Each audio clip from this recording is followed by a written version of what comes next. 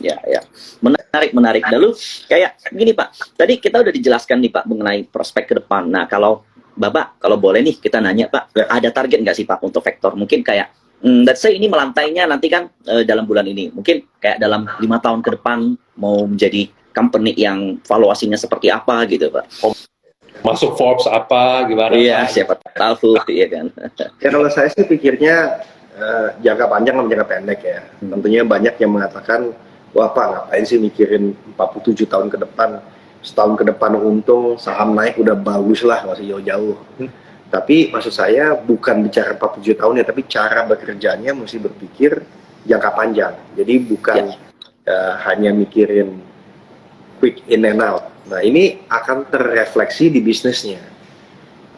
Dan juga cara kita approach bisnis. Jadi bukan kita buy market share. Ya. Walaupun nggak untung gitu ya. Nah, tapi kalau aspirasi 5 tahun kan, punya juga aspirasi kan. Ya, Vector itu kan 4,5 triliun gitu kan. Market cap-nya waktu post money gitu kan. Ya, kita berharap dalam waktu 5 tahun bisa masuk MSCI lah, ya kan.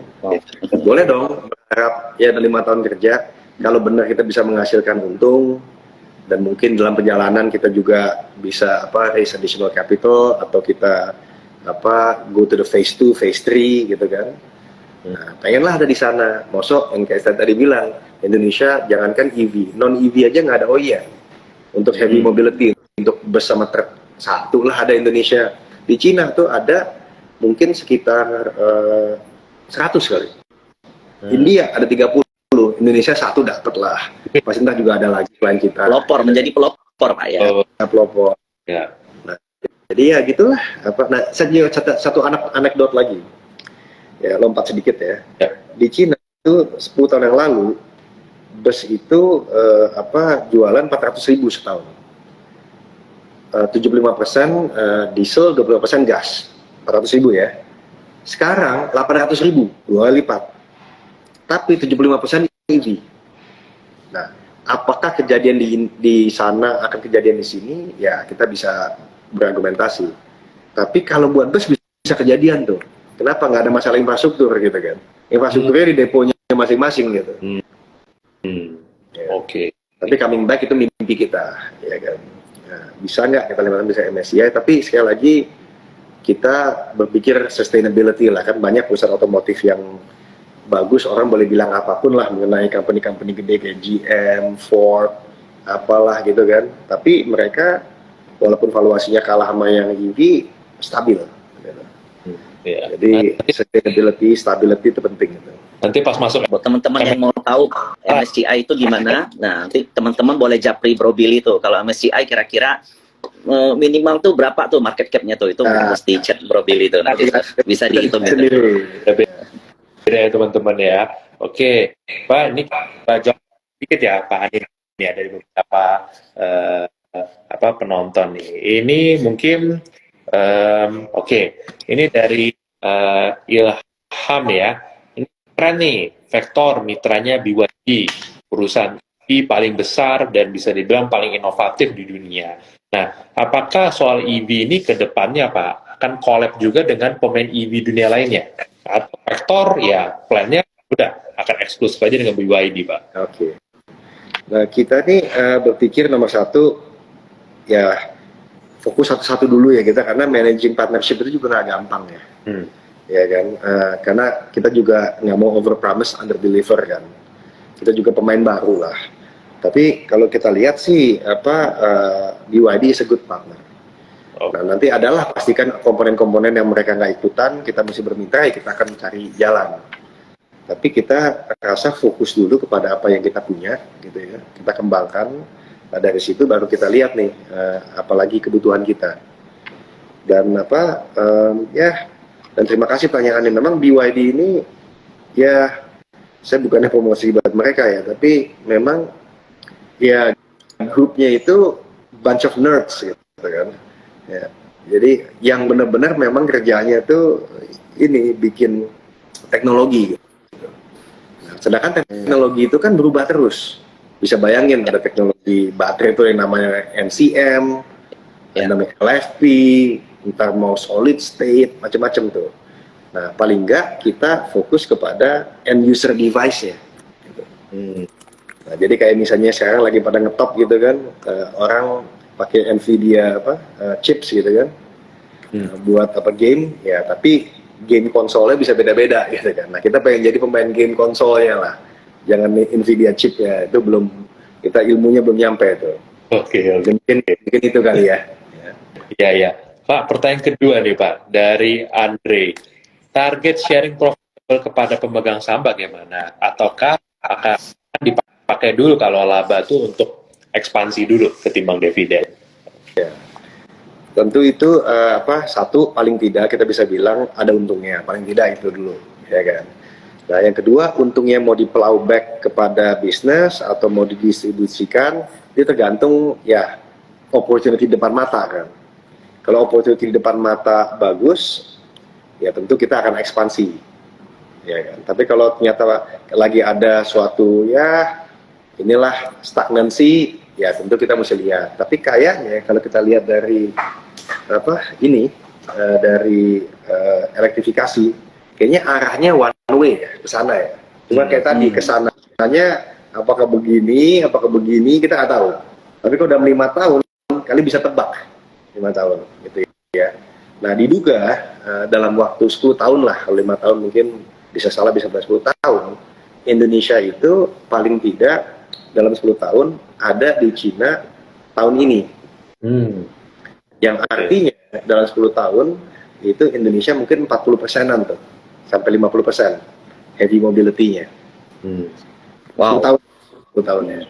Nah, hitung aja itu lumayan tuh. Maka itu tadi kenapa nggak ke bus, nggak ke mobil, nggak ke motor, fokus aja.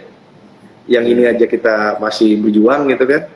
Apalagi berarti dalam 5 sampai 10 tahun ke depan kita bakal lihat kayak stasiun pengecasan untuk EV, kemudian di mana-mana kita bakal lihat berseliweran mobil-mobil yang baru yang sudah boleh dikatakan sudah non konvensional ya. Dan ya ada satu lagi menariknya heavy mobility atau tadi bus sama truk itu dia punya charging station bisa di deponya masing-masing atau di rumahnya masing-masing atau di garasinya masing-masing kan.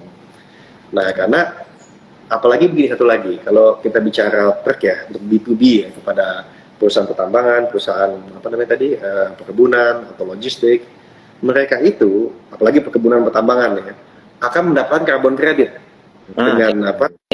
dengan menggunakan barang ini gitu kan. Nah, jadi saya rasa sih manfaatnya ada. Dan saya tadi lupa cerita, Vector itu kan kita punya logo nih. Vector itu karena saya suka fisika, itu kan artinya magnitude times direction. Jadi magnitude-nya mesti bagus, direction-nya mesti bagus. Jadi gambarnya ada panahnya ke atas. Oke. Filosofinya itu Pak ya, mantap. Kita nggak ngerti Mike, karena kimia sama fisika kita remedial mungkin dulu Mike. Jadi kita... Nah, biasanya itu yang jadi bos. Kalau kita dulu namanya tukang insinyur. Iya, Pak, ini ada pertanyaan lagi nih satu dari Kevin. Apakah ini tadi udah dijawab yang ini nih Pak. Jadi apakah Vector akan menyasar pasar ekspor Pak ke depannya? Gitu, alias udah nggak cuma Indonesia Pak, tapi juga udah mulai menjual produknya itu keluar. Sorry, bisa diulangi lagi, Bill? Oke, sebentar. Ini oke. Ya, saya ulangin ya Pak ya. Sudah jelas ya Pak ya? Iya. Silakan. Oke. Apakah Thor memiliki rencana Pak nanti untuk menyasar pasar di luar Indonesia Pak? Oke. Kalau saya keinginan sih ada ya, tapi fokus aja ya gitu. Tadi kita ngomong dalam waktu 20 tahun ya semuanya kita anggap akan konversi, tapi 10 tahun setengahnya gitu kan. 10 tahun kita ngelayanin 100.000 bus, mau didiskon 50.000, mau didiskon 25.000, itu udah banyak tuh dalam 10 tahun gitu kan. Terus kalau misalnya truk 5,5 juta, didiskon 2,5 juta, didiskon 1,25 juta, udah gede tuh.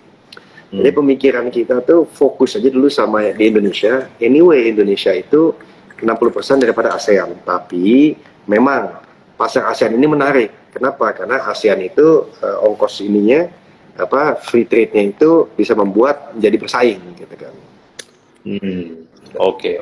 Ini satu pertanyaan terakhir dari Iya, silakan. di situ, Mike, lu kalau mungkin ada pertanyaan terakhir, ini interesting. Saya ini kayak pengen cari keunggulan faktor gitu. Dari Georgius Camp, apa yang menjadi pembeda perusahaan Pact banding kompetitor lainnya? Nah, mungkin kompetitor tadi Pak Anu kan udah bilang ya, Karena kan nggak ada, kan split ya, mencarinya gini. Jadi benar-benar bisa dibilang kan lari sendiri gini kan. Kalau dibanding mungkin sama luar, itu perbedaannya apa Pak pembedanya? Sama luar? Mungkin pemain di luar. Oh, pemain luar. Ya, pemain luar. Saya sekali lagi ini ya, ini tolong didiskon sebagaimanapun maunya lah, karena ini kan opini saya, ya kan. Nah, kita bandingin aja sama company-company yang di luar lah, nggak etis bilang nama-nama perusahaannya, tapi bisa dicek sendirilah. Selama 2 tahun itu top lah semua perusahaan-perusahaan itulah listing melalui SPAC di Amerika segala macam. Nah, company-company seperti itu, ya, entah yang namanya tadi ya sebutin juga deh, kayak si siapa, Rivian, Rival, Conoco, Kanu, Nikola gitu ya. Ini yang heavy mobility, semuanya EBITDA-nya negatif. Kita positif. Nah, kadang-kadang kita bisa bercanda, wah mendingan positif dong dari negatif. Percaya deh, kalau misalnya positif lebih enak daripada negatif, terutama pas lagi gaining market share. Nah, yang kedua, jadi kenapa kita bisa positif? Bukan gaya-gayaan, tapi karena kita pakai teknologi yang sudah jalan di YD dan menggabungkan dengan Bangkring Auto Parts. Gitu. Dan yang kedua, yang menarik daripada faktor itu, dia itu ada di suatu market yang istilahnya sangat nascent, masih awal. Jadi benar-benar sky is the limit. Nah, dan yang ketiga, jadi growth story lah, yang kedua ya. Jadi yang pertama tadi profitability, yang kedua growth story. Yang ketiga, ialah menurut saya sih proven business model. Ya, business modelnya works. Sekarang kita cuma mau scaling. Dan scalingnya juga measure gitu. Kita nyari 875 kan bukan kayak nyari ratusan juta dolar. Ya kan. Jadi kita merasa bahwa kita bisa grow profitably, responsibly for a long time. Tapi bukan berarti kita nggak capture opportunity yang ada di depan mata gitu. Dan kita dapat kesempatan di Transjakarta, alhamdulillah. Tapi tempat-tempat lain juga akan menjamur.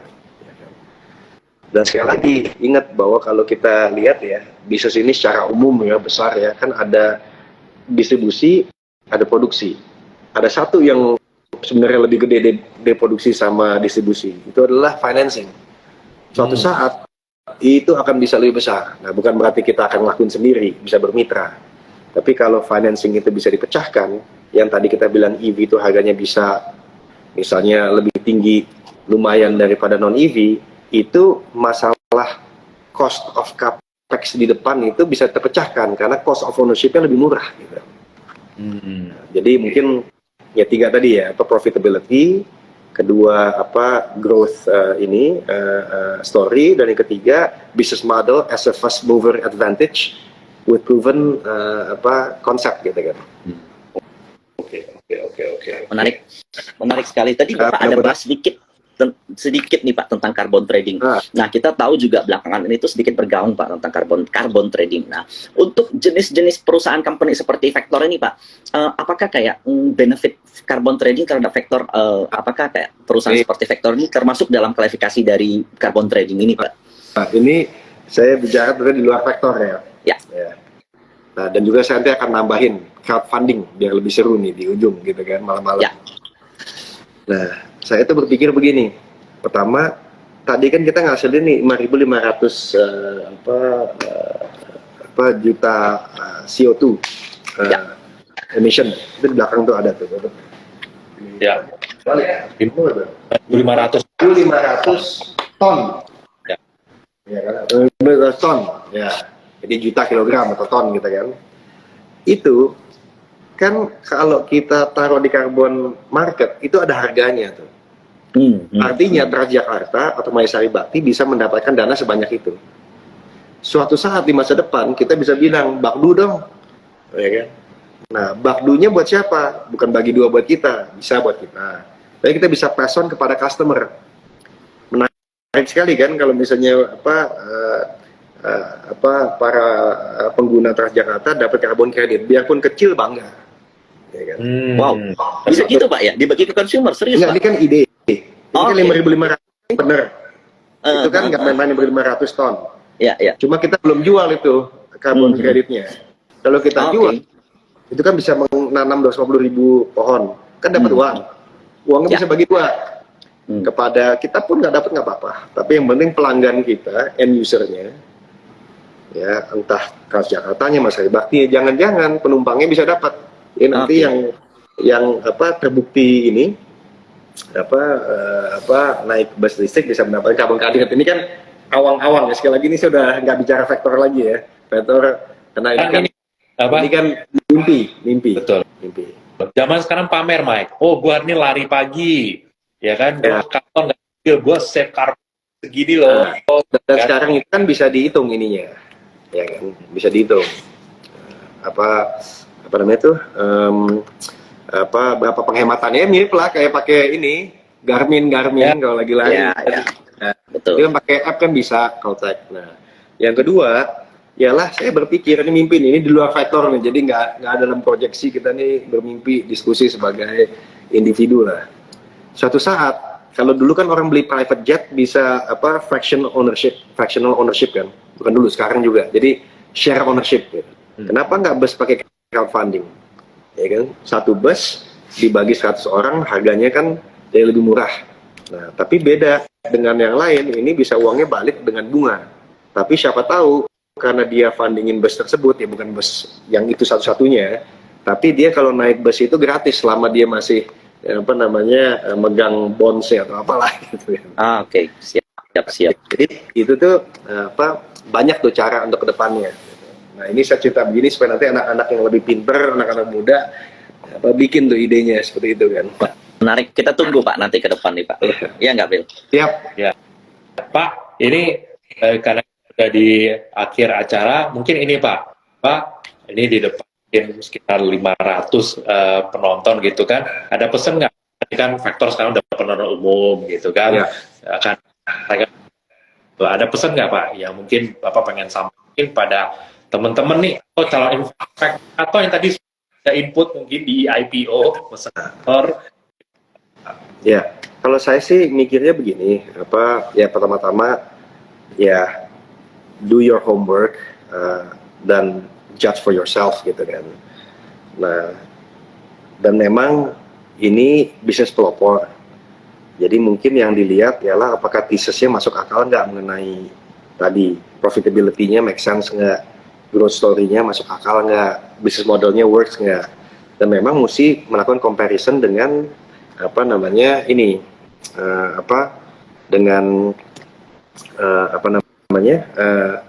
perusahaan-perusahaan di luar negeri gitu. Jadi kalau misalnya kita bicara hanya konteks Indonesia, tentu comparisonnya sedikit. Jadi do your homework, and then if you feel comfortable dengan ceritanya, sponsornya, ya paling nggak ya bertahap lah investnya gitu. Kalau menurut saya ya, walaupun saya pengennya semua invest, tapi bertahap lah. Karena ini kita mengedukasi pasar ke depannya gitu ya. Iya, oke. Mike, Ya. Oke, makasih ya. Oke, ya, IPO, Mas.